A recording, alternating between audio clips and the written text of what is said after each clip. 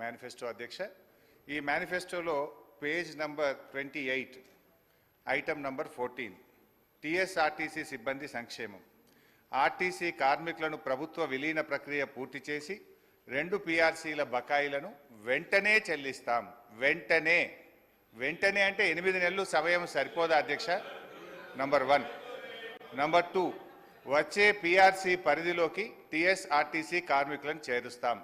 Number 3, రాష్ట్ర ప్రభుత్వ ఉద్యోగులతో సమానంగా అన్ని వసతులు సదుపాయాలు కల్పిస్తాం. నంబర్ 4, ఆర్టీసీ బస్సులను ఆధునీకరించి విస్తరిస్తాం. అధునాతనమైన సౌకర్యాలతో కొత్త సర్వీసులను ప్రారంభిస్తాం. Number 6 and the last, RTC union పునరుద్ధరణకు అనుమతి ఇస్తాం. అయితే వారితో నా సూటి ప్రశ్నలు, నేను మంత్రి గారిని విషయాల్లోకి పోకుండా సూటిగా ప్రశ్నించదలుచుకున్నాను. మొదటి ప్రశ్న, గౌరవ మంత్రి గారు ఎప్పటిలోగా ఈ అపాయింటెడ్ డేట్ను ప్రకటిస్తారు?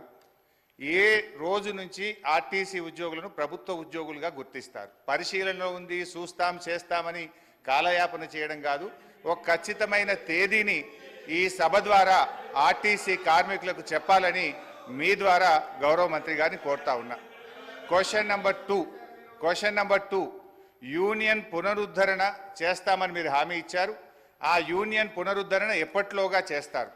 ఈ మధ్య మాకున్న సమాచారం ఏంటంటే ప్రభుత్వం నుంచి యూనియన్ పునరుద్ధరించేది లేదు అని మీరు ఉత్తర్వులు ఇచ్చినట్టుగా మా దృష్టికి వచ్చింది. మీరు ఉత్తర్వులు ఇచ్చారా లేదా? ఇవ్వకపోతే ఎప్పటిలోగా యూనియన్ పునరుద్ధరిస్తారు? క్వశ్చన్ నెంబర్ 3, ఆర్టీసీలో చనిపోయిన కార్మికులకు గతంలో మా బీఆర్ఎస్ ప్రభుత్వం ఉన్నప్పుడు చనిపోయిన పిల్లలకు వెంటనే పర్మనెంట్ ఉద్యోగం మేము ఇచ్చేవాళ్ళం.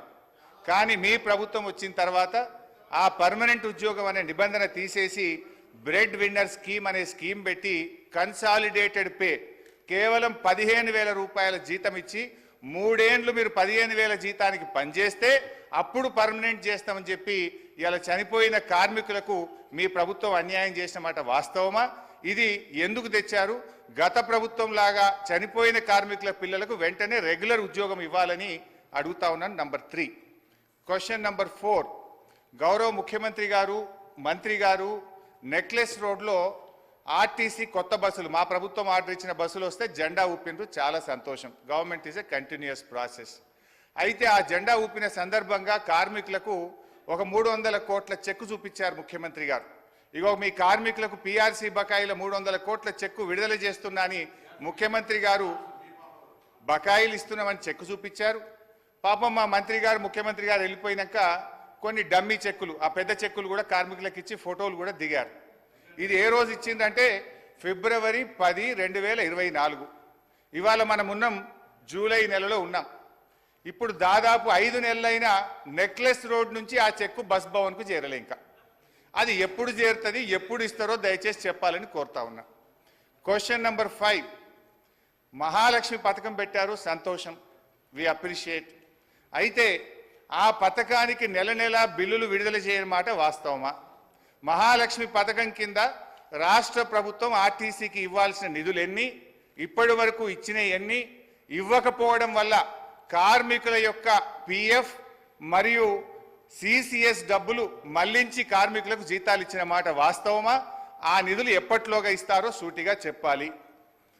అదేవిధంగా అధ్యక్ష, ఎందుకంటే ఇవన్నీ అధ్యక్ష గతంలో, ఇవాళ మా ప్రభుత్వం ఉన్నప్పుడు ఆర్టీసీ కార్మికులకు, ప్రభుత్వ ఉద్యోగులకు 43% ఫిట్మెంట్ ఇస్తే ఆర్టీసీ కార్మికులకు 44% ఫిట్మెంట్ ఇచ్చాం.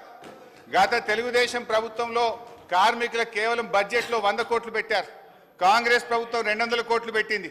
కానీ మా ప్రభుత్వం 1000 కోట్లు, 1500 కోట్లు, 1500 కోట్లు బడ్జెట్లో పెట్టి ఆర్టీసీ సంస్థను మేము కాపాడాం. సార్, గౌరవ సీనియర్ శాసన సభ్యులు హరీష్ రావు గారికి తెలుసు ఇది క్వశ్చన్ అవర్ అధ్యక్ష. క్వశ్చన్ అవరు స్పెసిఫిక్ 2 క్వశ్చన్స్ అడగాల. రెండో, చాలా సంతోషం, మా మేనిఫెస్టోనైతే మొత్తం టీఆర్ఎస్ నాయకులు పట్టిండ్రు, చాలా సంతోషం. స్పష్టతతో మేము మేనిఫెస్టోలోకి సంబంధించిన అంశాల విషయంలో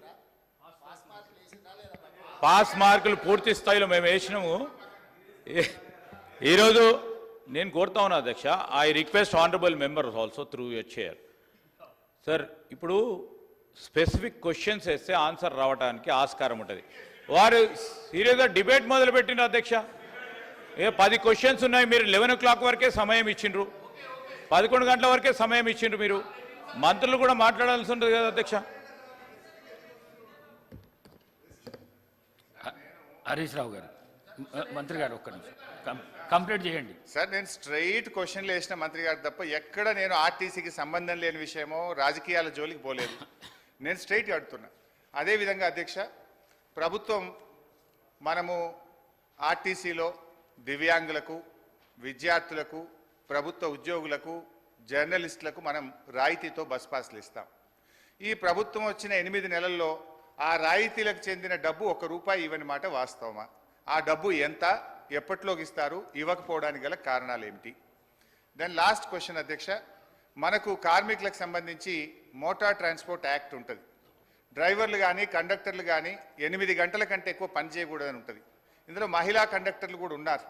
కానీ వాళ్ళని 16 గంటలు 18 గంటలు పని చేయించడం వల్ల పని ఒత్తిడికి లోనై దాదాపు కొన్ని వందల సంఖ్యలో కార్మికులు చనిపోతున్నమాట వాస్తవమా? మహాలక్ష్మి పథకం వచ్చిన తర్వాత ఓవర్లోడ్ కావడం ద్వారా పని గంటల భారం పెరిగి దానికి సరిపడా మీరు డ్రైవర్లను కండక్టర్లను నియామక చేయకపోవడం వల్ల ఒక్కొక్కరు 16 గంటలు 18 గంటలు పనిచేసి కార్మికులు ఇబ్బంది పడుతున్న విషయం ప్రభుత్వం దృష్టికి వచ్చిందా? దానికి అనుగుణంగా కండక్టర్ల డ్రైవర్ల నియామకం ఎప్పట్లోగా చేస్తారు.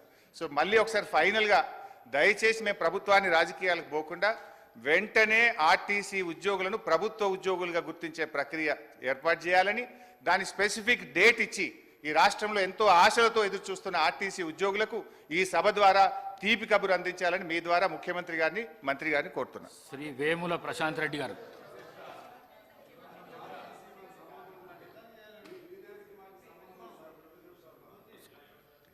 అధ్యక్ష,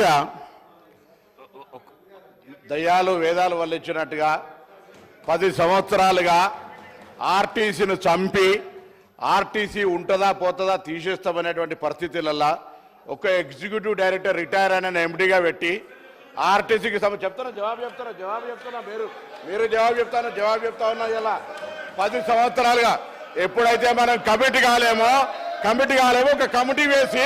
ఒక కమిటీ వేసి 10 సంవత్సరాలుగా చేయనటువంటి వీళ్ళు ఎలక్షన్ల ముందట ఎటువంటి సంప్రదింపులు లేకుండా, ఏమి చర్చలు లేకుండా, కనీసం ఆర్టీసీ యాజమాన్యంతో కూడా మాట్లాడకుండా అదర తీసుకొచ్చి మళ్ళీ దానికి రాజకీయ రంగం పులవడానికి కార్మికులను రెచ్చగొట్టి గవర్నర్ అనుమతిస్తలేరు, గవర్నర్ దగ్గర ఇంటికి పోయి ప్రొటెస్ట్ చేయించేటువంటి రాజనీతి చేసిన వీళ్ళు ఇలా మాట్లాడుతున్నారు అధ్యక్ష. ఆర్టీసీ కార్మికులకు సంబంధించి గౌరవ సభ్యులు అడిగినట్టుగా ఆన్సర్ చెప్తున్నా, ఒప్పుకోండి. అదేవిధంగా ఈరోజు తప్పకుండా సార్, అసలు వీళ్ళు కార్మిక సంస్థలు రద్దు చేసి ఇవాళ యూనియన్లకు సంబంధించినటువంటి వీళ్ళు మాట్లాడుతూ ఉన్నారు. ఇలా పునరుద్ధరణ గురించి వాళ్ళకి ఏమక్కుంది? ఎవరు రద్దు చేసినారు, ఎందుకు రద్దు చేసినారో ముందు మీరు ఆ కార్మికులకు క్షమాపణ చెప్పి ముందు అడగండి ఒక్కసారి. మీరు యూనియన్లు రద్దు చేసి మీరు ఆర్టీసీ గౌరవ అధ్యక్షులు మీరు మీ కుటుంబ సభ్యులు ఉండి వాళ్ళు అన్నమో రామచంద్ర అంటుంటే కూడా చచ్చిపోతే కూడా 50 రోజులు సమ్మె పట్టించుకొని మీరు ఒక్క బస్సు కొలే అధ్యక్ష. 10 సంవత్సరాలుగా గౌరవ ముఖ్యమంత్రి గారు మా ప్రభుత్వం వచ్చిన తర్వాత బరాబరిగా ప్రభుత్వం బస్సులు కొన్నది. అంతేకాదు 2013 నుంచి పెండింగ్ లో ఉన్నటువంటి 280 కోట్ల బకాయిలను మేము బాండ్ రూపంలో ఉంటే ఇచ్చిన 80 కోట్లు పేమెంట్ అయింది. ఆన్లైన్ లో యాజమాన్యం ఇతర అవసరాల గురించి కలుగుతా ఉంది. ఇంకొక మాట అడిగినారు అధ్యక్ష, మేము ఎన్నడూ మా ప్రభుత్వం వచ్చిన తర్వాత కార్మికులకు సంబంధించిన పిఎఫ్ కావచ్చు, కోఆపరేటివ్ సెస్ ₹1 ముట్టలే. 4,000 కోట్ల బకాయిలు వాళ్ళ సంస్థ కార్మికుల సొమ్ము వాడుకున్నారు అధ్యక్ష. ఇవాళ ఆర్టీసీ 7,000 కోట్ల అప్పులతోటి మాకు అప్పచెప్పితే ఈరోజు ప్రభుత్వం మహాలక్ష్మి పథకం కింద నెలకు 300 కోట్లు ఇచ్చారు అధ్యక్ష. ఇప్పటికే 70 కోట్ల మంది మహిళలు ప్రయాణం చేస్తే అధ్యక్ష 2,400 కోట్ల రూపాయలు ఆ మహిళల పేరు మీద వచ్చినటువంటి సొమ్మును 2,000 కోట్లను ప్రభుత్వం తరఫున ఆర్టీసీకి ఇచ్చినాం. ఆర్టీసీ ఇంకొక మాట చెప్తా ఉన్నారు, కారుణ్య నియామకాలకు సంబంధించి అధ్యక్ష, కారుణ్య నియామకాల పాలసీ ఎవరు తెచ్చినా ఇంకా సరళీకృతం చేసి ఈరోజు ఆర్టీసీ కార్మికుల కుటుంబాలందరికీ కూడా ఆధారం ఇస్తా ఉన్నాం. మేమేం ఎన్నడే జీవోలు మార్చలే. తప్పకుండా ఆర్టీసీ కార్మికుల కుటుంబాల నుంచి చనిపోయిన వాళ్ళతో పాటుగా ఆరోగ్యం బాగలేనటువంటి వాళ్ళకు కూడా వాళ్ళ పిల్లలకు ఉద్యోగాలనే పాలసీ తీసుకొచ్చాం అధ్యక్ష. ఆర్టీసీ తార్నాక హాస్పిటల్ని కూడా ఇవ్వాలనే మొన్ననే ఎంఆర్ఐతో పాటుగా సిటీ స్కాన్ తీసుకొచ్చి క్యాత్ ల్యాబ్ దాకా అభివృద్ధి చేసి ఆర్టీసీ కార్మికులతో పాటుగా అనేకం తీసుకుపోయే ప్రయత్నం చేస్తాను అధ్యక్ష. అదేవిధంగా ఈరోజు 45 లక్షలు ప్రయాణం చేసే సంస్థ 45 లక్షలు ప్రయాణం చేసే సంస్థ 56 లక్షల మందిని ప్రయాణం చేస్తున్నారు అధ్యక్ష ఈరోజు. అంతేకాదు 3000 కొత్త బస్సులకు సంబంధించి వారు అడుగుతా ఉన్నారు ఉద్యోగాలకు సంబంధించి అడుగుతా ఉన్నారు 3035 మంది ఉద్యోగులకు నియామకం చేసిన. అవును అధ్యక్ష, ఆర్టీసీ ఇలా వాళ్ళందరికీ ధన్యవాదాలు చెప్తా ఉన్నా. నా సంస్థలో ఉన్నటువంటి ఆర్టీసీ డ్రైవర్లు కండక్టర్లందరికీ సభా వేదిక ద్వారా మా ప్రభుత్వం తరఫున అభినందన తెలియజేస్తున్నాం అధ్యక్ష. అవును ఓవర్లోడ్ అవుతా ఉంది, కానీ ఓవర్లోడ్ చేస్తే కూడా ఇలా పని భారం పెరిగిన మాట వాస్తవం, కానీ వాళ్ళందరికీ డబుల్ పేమెంట్ ఇస్తాను అధ్యక్ష. 8 గంటల తర్వాత పనిచేసే వాళ్లకు వాళ్ళ శ్రమతో ఇప్పుడు చేయొద్దని మీ దగ్గర బస్సులు ఎక్కడోడు లేడు, మా దగ్గర 100% ఇలా 95% యాక్యుపెన్సీ ఉంది అధ్యక్ష. నష్టాల నుంచి తీసుకొని ఇలా లాభాల బాటలా ఈ 3 నెలలకు తీసుకుంటే ఆపరేషన్ లాస్ నుంచి ఓవర్కమ్ అయి బయటకు పోతాను. ఆర్టీసీ ఉంటుందో ఉండనేటువంటి పరిస్థితుల్లో నేను చెప్పిన అధ్యక్ష.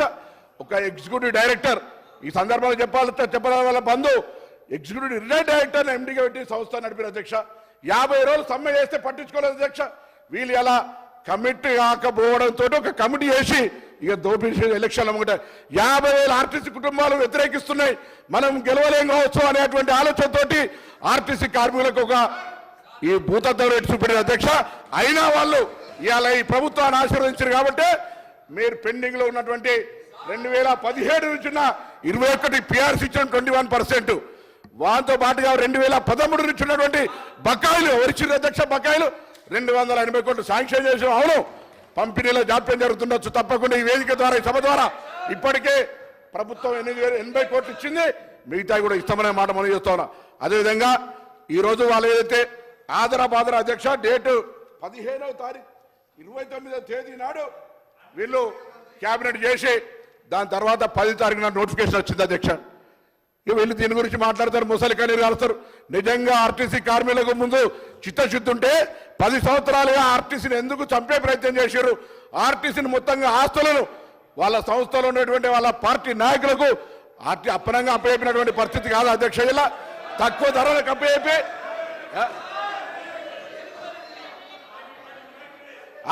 మీ శాసనసభ్యులకు ఆనాడు మీ ఇష్టం ఉన్నట్టుగా ఆర్టీసీ ఆస్తులు ఇచ్చుకున్నటువంటి పరిస్థితి కాదు అధ్యక్ష.